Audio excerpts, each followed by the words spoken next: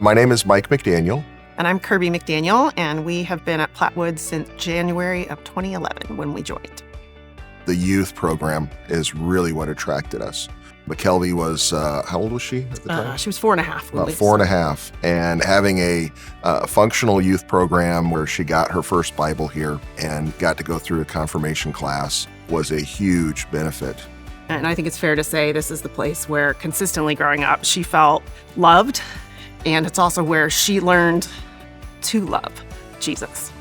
Plattwoods is also a place where we have found ways to be able to use our gifts in service, both together and separately, as a family. There's just always ways you can plug in. I really enjoy growing the community here. And what's really been exciting is to see this new worship center fill up. What excites me similarly is seeing all the baptisms and the new members, particularly when COVID hit just a couple of years after we opened. This facility that was meant to grow folks' access to knowing Jesus. And it's been particularly wonderful to watch the youth group rebound. That is very exciting because one of the main reasons for the jump in the vision from just an entryway to make sure that we had both a worship center and a youth center where teenagers would want to be. We started with thinking we were just going to remodel an entryway. And that turned into, well, let's knock half the church down and rebuild a worship sanctuary. We always talked about when we built it, we're like, wouldn't it be great if we had to replace the carpet multiple times because the kids are using the facility so much? We would love to have that. And I think we've seen that in this church. But when it gets used, it also needs to be repaired and maintained as it gets used.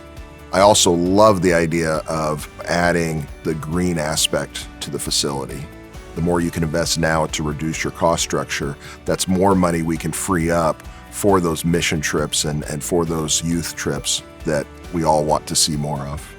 You need to invest your money where you can get what we think is the biggest return. And that's what we've seen in this church in terms of changing lives.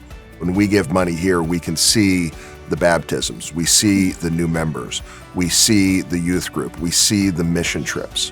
One of my favorite verses about giving is in 2 Corinthians, where it says to give what you've decided to give, but not reluctantly, not out of compulsion. You decide to do it as a response to what God has given you. So I think those are probably the things that I think about most when I think about why are we still here and why do we still give.